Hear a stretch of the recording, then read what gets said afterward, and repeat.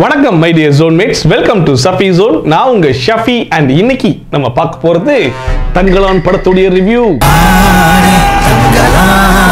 பார் ரஞ்சித்துடைய டைரக்ஷன்ல சியான் விக்ரம், பசுபதி, ஹரி, மாளவிகா, பார்வதி இவங்கலாம் நடிச்சு இன்னைக்கு ரிலீஸ் ஆயிருக்கிற படம் தான் தங்கலான். இந்த வேலையை செய்யறதுக்கு நம்மளை விட வேற ஆளே கிடையாது. தங்கலான் படத்துடைய ட்ரெய்லர் ரிலீஸ் ஆன நாள்ல இருந்தே விக்ரமுடைய ஃபேன்ஸுக்கு மட்டும் இல்லாம ஓவராலா எல்லார்கிட்டயுமே ஒரு பயங்கரமான எதிர்பார்ப்பை கிரியேட் பண்ண ஒரு படம் அப்படின்னே சொல்லலாம்.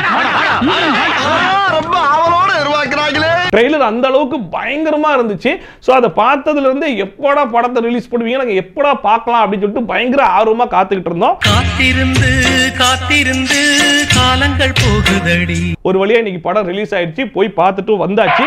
படத்துடைய நிலைமை எப்படி இருக்கு, ஐசியூ வார்டுல இருக்கா இல்ல நார்மல் வார்டுல தான் இருக்குதா அப்படிங்கிறது தான் நம்ம கொஞ்சம் டீடைல்டா பார்க்க போறோம். கிளமன் துரை அவரு உங்க உபகாரம் நாடி இந்த கிராமத்துக்கு விஜயம் பண்ணிருக்கார். ஃபர்ஸ்ட் படத்துடைய பாசிட்டிவ் பத்தி பேசி ஆகணும் அப்படின்னாலே படத்துடைய மிகப்பெரிய பாசிட்டிவே நம்ம விக்ரம் சார் தான். அப்பா என்ன ஒரு டெடிகேஷன், என்ன ஒரு ஃபிட்னஸ், என்னமா ஆக்டிங், சோனியக்காரி வேற லெவல்ல பண்ணி வச்சிருக்காருங்க. உண்மையிலேயே அவருக்கு வந்து ஒரு நேஷனல் அவார்டு கிடைக்கும் அப்படின்னு சொல்லிட்டு பயங்கரமா எதிர்பார்க்கப்படுகிறது. அந்த அளவுக்கு ஆக்டிங்ல பிரிச்சு மேஞ்சிருக்காப்புல.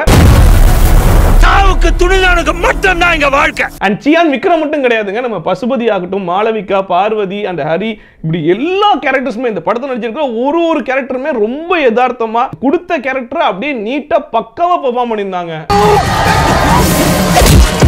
அண்ட் ஜிவி பிரகாஷோட மியூசிக் பத்தி கண்டிப்பா பேசியே ஆகணும். இந்த படத்துக்கு அவருடைய மியூசிக் ஒரு பெரிய பிளஸ்னே சொல்லணும். ஏன்னா அந்த பேக்ரவுண்ட் மியூசிக்கும் சரி, பாட்டும் சரி, அப்படி பயங்கரமா கூஸ்பம்ப் வர அளவுக்கு பயங்கரமா பண்ணியிருக்காப்புல. படம் எங்கெல்லாம் லேக் ஆகுதோ, எங்கெல்லாம் ரொம்ப ஸ்லோ ஆகுதோ, அங்கெல்லாம் கொஞ்சம் தூக்கி கொடுக்கறது யாரு அப்படின்னு சொல்லி பாத்தீங்கன்னா நம்ம ஜிவி பிரகாஷோட மியூசிக் தான்.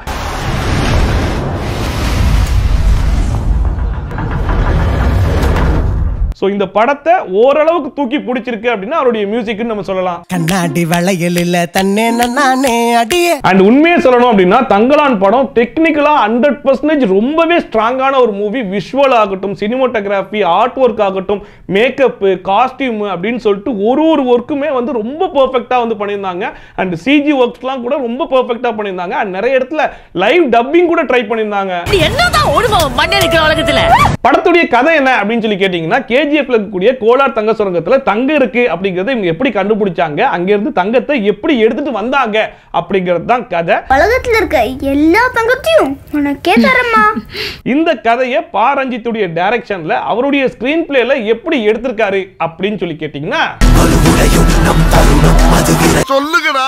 அங்கதான் நம்ம டைரக்டர் பார் ரஞ்சித் லைட்டா சொதப்பிட்டாரோ அப்படிங்கிற மாதிரி இருந்துச்சு. ஏன்னா நம்ம சியான் விக்ரம் சாரோட ஆக்டிங் பயங்கரமா இருக்கு. எல்லாருமே ஆக்டிங்லாம் பெர்ஃபார்மன்ஸ்லாம் சூப்பரா பண்ணிருக்காங்க.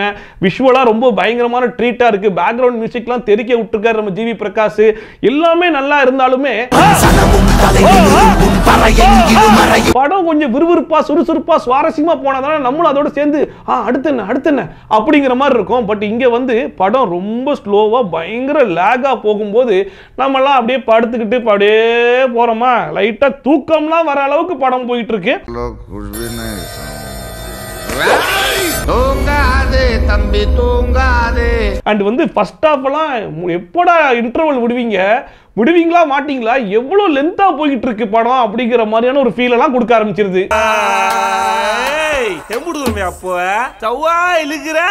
படத்துல இருக்கக்கூடிய இன்னொரு பிரச்சனை என்ன அப்படின்னு சொல்லி பாத்தீங்கன்னா, இந்த லைவ் சவுண்ட் டப்பிங்லாம் ட்ரை பண்ணியிருந்தாங்கன்னு சொல்லி சொன்னேன் இல்லையா. அது ஒரு பக்கம் ஓகே, ஒரு நல்ல ட்ரை தான், ஒரு புது முயற்சி அப்படின்னு சொல்லி சொன்னாலுமே இன்னொரு பக்கம் டயலாக்ஸ்லாம் கிளியரா நம்மளுக்கு கேட்கலையோ, அவங்க என்ன பேசுறாங்கன்றது புரியலையோ அப்படிங்கிற ஃபீலையும் கொடுத்துச்சு. கேட்கல. Good morning coach. கேட்கல.